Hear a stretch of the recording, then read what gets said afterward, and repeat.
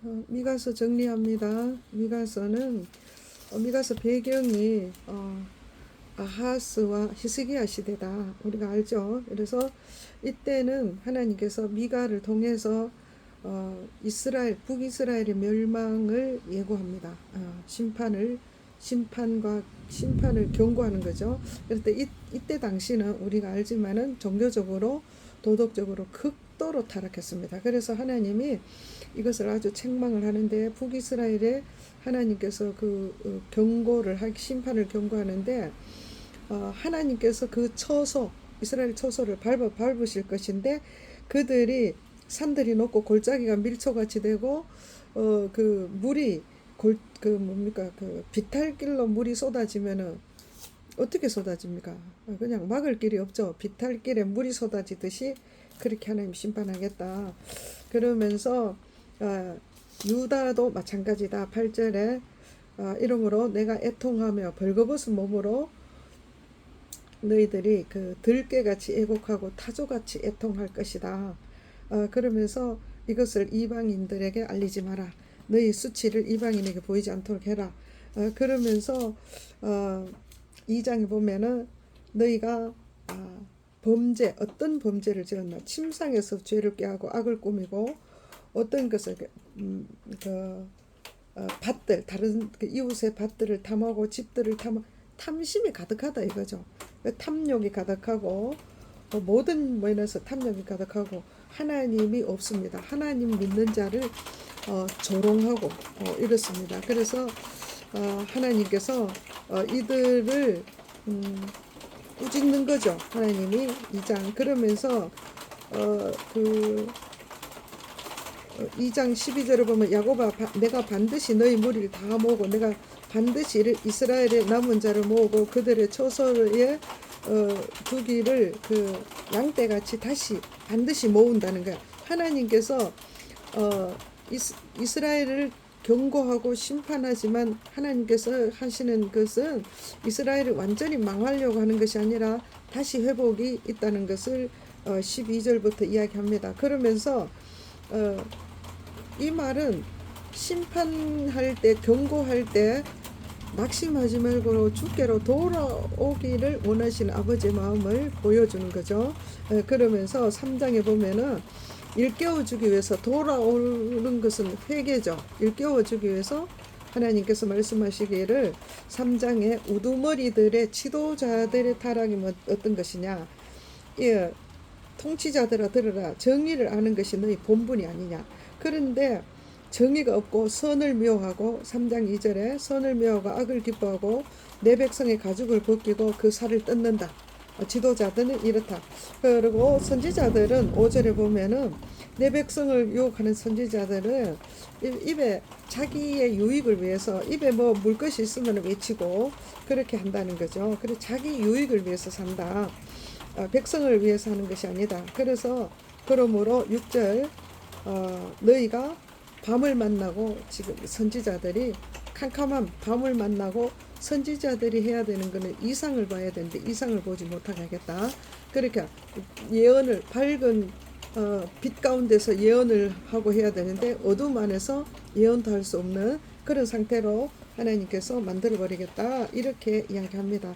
그러면서 야곱 유다 족속들이죠. 그들의 우두머리들은 어떻게 하니까 정의를 미워하고 정직한 것을 굽게 하는다. 그러니까 하나님은 정의를 구하는데 이들은 정의를 미워하고 정직한 것을 굽게 한다는 거죠. 그래 그들의 우두머리는 뇌물을 위해 재판을 하고 그들의 제사장은 삭을 위하여 교훈하고 그들의 선지자는 돈을 위하여 점을 치고 이렇게 한다는 거죠. 그래서 또 거짓 예언을 하기를 우리 중에 재앙이 오지 않는다, 심판이 없다 이렇게 자꾸 이야기한다는 거죠. 그렇지만은 세상은 악하고 타락되고 종교자, 지도자, 백성들 다 타락되지만 하나님은 하나님의 그 뜻대로 하나님의 계획대로 섭리대로 이끌어 나가는 거예요. 끝날에 4장 그렇지만 이런 하나님의 경고와 심판이 있지만은 그 가운데 또 구원이 있다는 것을 예언하는 거죠. 끝날에 이 끝날은 4장 1절 끝날은 무슨 1차적으로는 이스라엘이 멸망당하는 그때, 그리고 2차적으로는 예수님이 이 땅에 오실 그때를 이야기하는 거요. 끝날에 2절에 많은 이방 사람들이 돌아오고 우리가 여호와산으로 올라가자. 우리가 그의 도를 가지고 우리에게 가르칠 것이다. 그의 길로 행하자. 이렇게 이방인들이 주께로 돌아온다 이거죠. 그리고 칼을 쳐서 이제 전쟁 연습이 없고 이제 칼을 쳐서 보습을 만들고 창을 차서 창을 다시 농사 짓는 전쟁하는 기구들이 농사 짓는 기구들로 다 바꾼다 이거죠. 평화가 온다는 거죠. 그러면서 자기가 심은 자기가 심은 무화과를 먹을 수 있다. 그러니까 이것은 하나님의 이름을 하나님을 의지하는 자들에게 이런 일이 있다.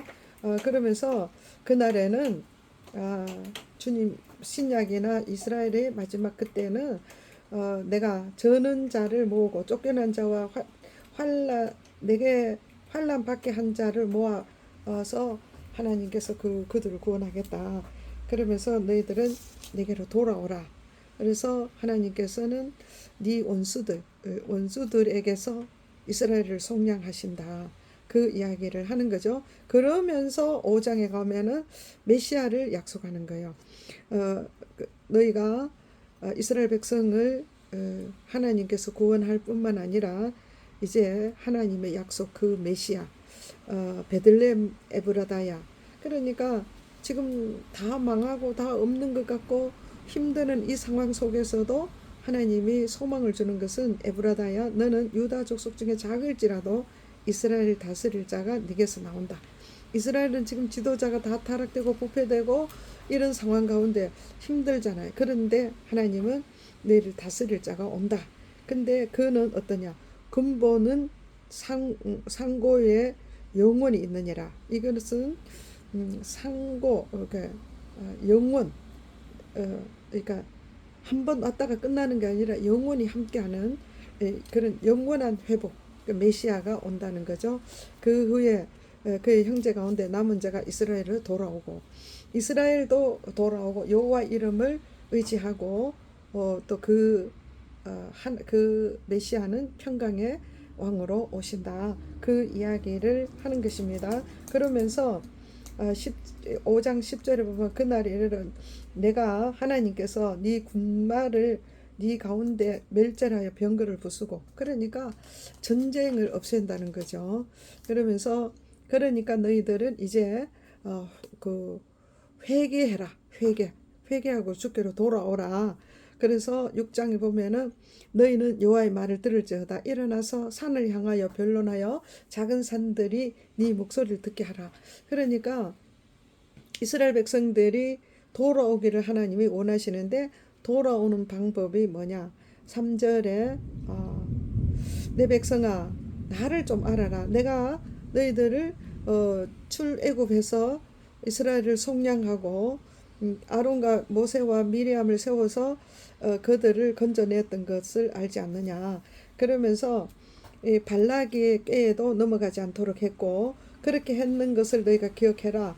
그러면서 하나님의 마음을 이야기해 주는 거예요. 너희가 돌아오는데 어떻게 돌아오느냐. 첫 번째 하나님의 마음을 알아야 하나님께로 돌아올 거 아닙니까? 그죠? 그래서 하나님은 어떤 분이냐. 너희들은 꼭 사람들은 이스라엘 백성들은 내가 무엇을 가지고 여호와 앞에 나가겠고 내가 어떻게 하나님을 경배할까 내가 번제 드릴 때 무엇을 가지고 갈까 이런 생각에 젖어 있다. 그런데 하나님은 그걸 원하는 게 아니다. 하나님이 원하시는 것은 순양이 천천히고 만만이고 그런 걸 기뻐하는 것이 아니다. 하나님은 무엇을 기뻐하는가? 6장 8절에 사람아 주께서 선한 것이 무엇임을 네게 보이셨느냐. 여호와께서 네게 구하는 것은 오직 정의를 행하며 인자를 사랑하며 겸손하게 내 하나님과 함께 행하는 것이 아니냐. 하나님이 원하는 것은 이거다. 그런데 사람들은 무엇을 많이 드리고 무엇을 많이 가서 재물을 어떻게 할까 하나님 어떻게 경배할까 이런 것에 또 순양을 하나님 앞에 제물을 많이 드려야 되나 이렇게 돌아오려고 하는데 하나님 그런 거 원하는 게 아니다. 하나님은 만주해 주시고 만왕의 왕이신데 그런 걸 원하는 것이 아니고 하나님의 오직 하나님은 정의를 행하고 공의를 행하고 인자의 하나님의 그 하나님께로 돌아와서 하나님과 함께하는 것을 하나님이 원하신다는 거죠. 그러면서 9절에 여호와께서 성읍을 향하여 외쳐 부르시니 지혜는 주의 이름을 경외합니다. 그러니까 하나님의 지혜가 뭐냐? 하나님을 경외하는 것이 가장 큰 지혜다. 그러면서 7장에 너희들 6장 10절에 보면은 악인의 집에 아직도 불의한 재물이 있느냐, 축소시킨 가증한 에바가 있느냐, 삶을 바꾸라는 거죠. 부정한 일반 성도들은 부정한 저울을 없애고 거짓 저울을 없애고 강포를 없애고 거짓된 혀를 고치고 이렇게 하라는 거죠. 그래서 그렇게 해서 하나님께로 돌아오면은 하나님께서 구원의 소망을 주시는 거죠. 그러니까 7절에 보면은 7장 4절에 보면 그들이 가장 선한 자라도 가시 같고 가장 정직한 자라도 찔려 울타리보다 더하다. 그렇기 때문에 너희는 이웃을 믿지 말고 친구를 의지하지 말고 오직 7절에 오직 나는 여호와를 우러러보며 나를 구원하시는 하나님을 바라봐라. 그러니까 미가가 이야기하는 거죠. 오직 여호와만 바라봐라. 하나님만 의지하라.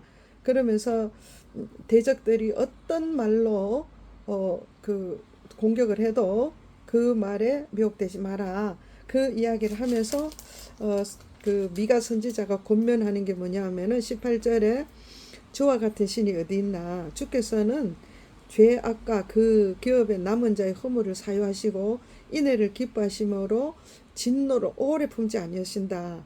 다시는 우리가 죄악길로 들어가지 말고 하나님이 우리를 불쌍히 여기니까 주께로 돌아가자. 그 이야기가 그것으로 미가의 선지자가 그 미가서를 마감하는 것입니다. 그래서 오늘도 우리가 미가서를 봤을 때 하나님은 어떤 분이냐? 하나님은 불의와 또 그 우상 숭배하는 곳에 그 하나님의 그 거룩함에서 벗어난 자들을 또 하나님 반드시 심판한다는 거죠. 그러면서 이스라엘 백성들은 하나님 앞에 돌아오기를 하나님이 한번 아브라함과 약속했던 그 백성을 절대 버리지 않는 거예요. 그러면서 심판은 있지만 약속한 그들은 구원받은 그들, 우리도 예수 믿고 구원받았죠. 우리들에게 하나님이 절대로 떠나지 않고 우리의 사랑을 끊을 수 없고 환난이나 핍박이나 어떤 것도 끊을 수 없는데 우리가 죄악 가운데 있을 때는 하나님이 복을 줄 수가 없는 거예요. 그래서 하나님이 원하시는 것은 우리가 죄악 가운데 있는 것이 아니라 주께로 돌아오는 거라. 돌아오는 게 뭐냐? 삶을 바꿔라. 공의와 정의를 행하고 이웃에게 악한 짓을 하지 말고 탐심을 버리고 그 이야기를 하는 거죠. 여기 보면은 그러니까 6장 10절에 강포한 자는 그 입을 닫고 거짓된 자는 정직하게 행하고 불의한 재물을 축소시킨 저울 이런 거 다 바꾸라는 거. 삶을 바꾸라. 그러면서 하나님이 어떤 하나님이냐? 8절에 오직 정의를 행하고 인자를 사랑하며 겸손히 하나님과 함께 할 때에 하나님께서 그들을 구원하시고 그들의 삶을 하나님이 우리의 삶을 축복하시는 거죠. 이 패턴은 창세부터 지금까지 앞으로 후세대까지 주님 오실 그때까지 절대 변하지 않습니다. 그렇기 때문에 우리가 말씀을 보면서 항상 이 말씀을 통해서 나의 모습을 보고 말씀을 보고 그냥 지나가면 안 돼요. 내 삶을 바꿔야 돼요. 하나님이 원하시는 삶으로. 우리가 무엇을 많이 드리고 하나님은 만주해주고 모든 것을 다 가지신 분인데 우리에게 무엇을 요구하겠어요? 공의와 정의, 사랑 이것입니다. 그래서 오늘도 미가서를 통해서 하나님의 마음을 읽으시기를 바랍니다.